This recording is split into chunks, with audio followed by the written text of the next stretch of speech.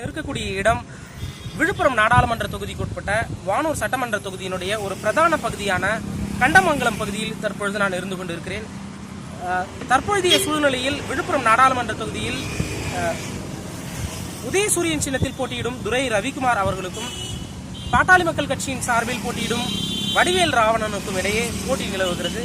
இந்த சூழ்நிலையில் கண்டமங்கலம் பகுதியில் வாக்குப்பதிவு எப்படி நடக்கிறது என்பது குறித்து இந்த பகுதியில் கூடியிருக்கக்கூடிய மக்களிடம் நான் பேச இருக்கிறோம்.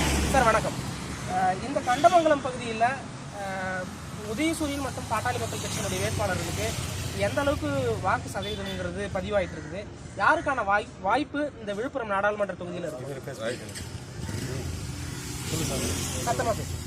55% இதுவரைக்கும் ஓட்டு பதிவாயிருக்கிறது.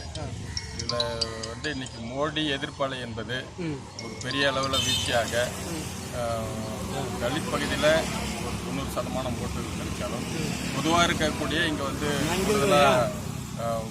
பெரும்பான்மை இங்கே வந்து வன்னிய மக்கள் வாழ்ந்திருந்தாலும் கூடுதலாக வந்து இங்கே உதயசூரியன் ரவிக்குமாருக்கு கூடுதலான ஓட்டுகள் வந்து இங்கே கிடைக்கிறதுக்கான வாய்ப்பு என்பது அதிகமாக இருக்குது. குறிப்பாக என்னன்னா மக்கள் மத்தியில் இன்னைக்கு அந்த 100 நாள் வேலை திட்டம் என்பது அதையோட நிறுத்தப்பட்டது. அது வந்து மறுபடி அங்கே மத்தியில் இருக்கக்கூடிய ஆட்சி மாற்றம் வந்ததுன்னா அந்த 100 நாள் வேலை திட்டம் என்பது கிடைக்கும். அதே போல இன்னைக்கு சொல்லியிருக்கக்கூடிய இந்த 72,000 ஒரு மாதத்துக்கு 6,000 வறுமை கோட்டு கீழே இருக்கக்கூடியவர்களுக்கு கிடைக்கக்கூடியது என்பது இந்த நீட் தேர்வினுடைய எதிர்ப்பலை என்பது இன்னைக்கு ஒரு பெரிய விதமாக இருக்கிறது. இந்த விவசாய கடன் தள்ளுபடி, கூட்டுறவு கடன் இதெல்லாம் வந்து இன்னைக்கு முழுமையா வந்து இந்த பகுதியில் அந்த அதிகமான வாக்குகளை துரை ரவிக்குமாருக்கு அந்த கிடைக்கிறதுக்கான வாய்ப்பு என்பது அதிகமா இருக்கு. நீங்க துரை ரவிக்குமாருக்கு வாக்குகள் அதிக அளவில் கிடைக்குன்னு சொல்றீங்க. அதே நேரத்தில் பொதுவா இருக்கக்கூடிய மக்கள் புதிதாக டிடிவி தினகரன், நாம் தமிழர் இந்த மாதிரியான நபர்கள்லாம் உள்ள வந்திருக்காங்க. இவங்களுக்கெல்லாம் மக்களுக்கு ஆதரவு, அவங்க மத்தியிலலாம் மக்களுக்கு ஆதரவு இருக்குங்களா? இன்னும் நாம் தமிழர் கிடையாது. அதிமுக ஓட்டை பிரிக்கக்கூடிய 1-2 அந்த டிடிவி தினகரனுடைய ஒரு பகுதி ஓட்டு கொஞ்சம் ஒரு 5% வந்து அந்த ஓட்டுகளை வந்து அது அதிமுக ஓட்டுகளை தான் பிரிக்கிறாங்க.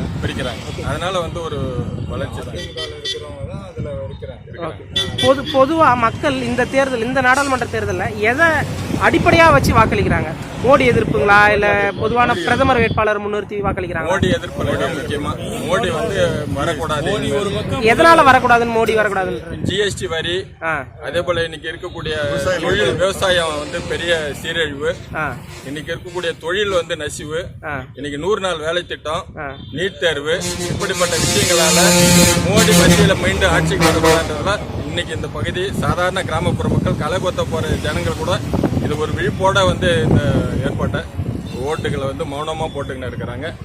இந்த நம்முடைய ரவிக்குமார் அவர்களுக்கு கூடுதலான இந்த வாக்குகள் வந்து விழுந்து 1 லட்சத்துக்கு மேல வரும். என்ன சொல்றீங்க? 1 லட்சத்துக்கு கூடுதலா வரும். ஓகே. வெற்றி ரவிக்குமார் அவர்களுடைய வெற்றிக்கு பிரதானமா இருக்கிறது மோடி எதிர்ப்பு அப்படிங்கிறது. அது ஒரு பகுதி இருந்தாலும் இன்னைக்கு நடக்கிற மாநில அரசு, எடப்பாடி அரசானது மக்களுக்காக எந்த விதமான சலுகையோ எந்த விதமான நல்ல திட்டங்களோ வழங்கவில்லை. அதுலயும் மக்கள் ஒரு அதிருப்தியில் இருக்காங்க. அதே சமயத்தில் பாத்தீங்கன்னா எடப்பாடியுடைய அரசையும் வீழ்த்தணும், மோடியை இந்த நாட்டை விட்டே விரட்டணும் என்ற நோக்கத்தில் ஜனங்க, பொதுமக்கள் அனைவரும் ஒரு ஒத்த குரல் இன்னைக்கு ஒழிச்சிட்டு இருக்கு. அதே சமயத்தில் பார்த்தீங்கன்னா நாங்கள் அனைவரும் அதுக்காக பாடுபடுவோம். மோடி இந்த நாட்டை விட்டே வெளியேற்றத்துக்கு எங்களால் இயன்ற அளவு எந்த அளவுக்கு உழைக்க முடியுமோ உழைச்சி எங்கள் ரவிக்குமார் அவர்களை வெற்றி பெற செய்வோம். சொல்லுங்க. RSS இயக்கம் முழுமையா ஒழியணும். அந்த எதிர்ப்பும் இந்த பகுதியில சிறுபான்மையினர் வாக்குகள், கிறிஸ்தவர்கள், இஸ்லாமியர்கள் அவங்களுடைய வாக்குகள் எப்படி பதிவாயிட்டு இருக்கு? இஸ்லாமியர், கிறிஸ்டியன் வாக்குகள் வந்து பதிவாயிருக்கு. மோடி எதிர்ப்பலை அதனால வந்து கூடுதலா பதிவாயிருக்கு. 100க்கு 100.